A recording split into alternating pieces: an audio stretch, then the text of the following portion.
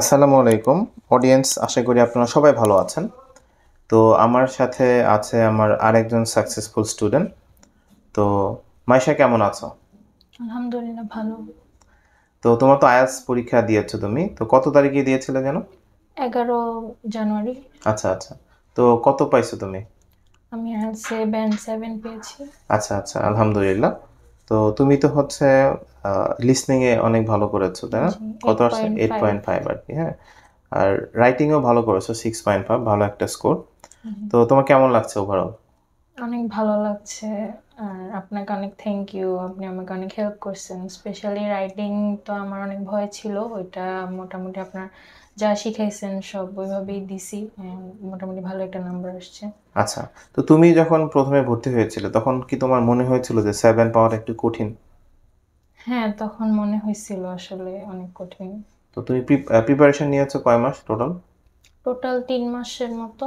আচ্ছা আচ্ছা। আর তুমি এইচএসসি পরীক্ষা তো দিয়েছো হ্যাঁ হ্যাঁ। 2024-এ? জি, আচ্ছা। কয়েকদিন আগে দিছি। তো আলহামদুলিল্লাহ তোমার একটা ভালো স্কোর চলে আসলো। তো তোমার মতো যারা প্রিপারেশন নিতে চায় তাদের উদ্দেশ্যে তুমি কি বলবে?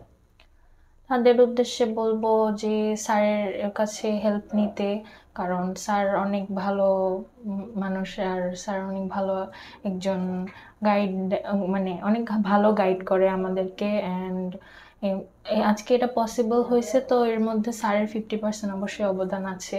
কারণ স্যার যদি আমাকে গাইড না করতো তাহলে আমি আসলেই জানতাম না যে আইএলটিএস এর মানে বেসিকগুলা কিরকম হয়। তো স্যার আমাকে আসলে এটা ধরতে সুবিধা, মানে হেল্প করেছে অনেক।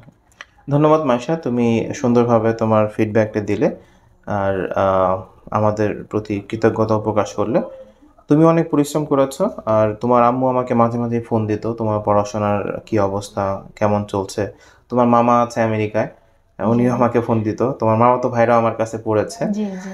তো আলহামদুলিল্লাহ এভাবে আমাদের ইএলএ পরিবার এগিয়ে যাচ্ছে।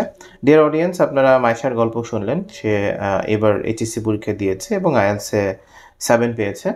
তো সে ভবিষ্যতে বাইরে পড়তে যাবে। সবাই আপনারা তার জন্য দোয়া করবেন, আমাদের জন্য দোয়া করবেন। আল্লাহ হাফেজ।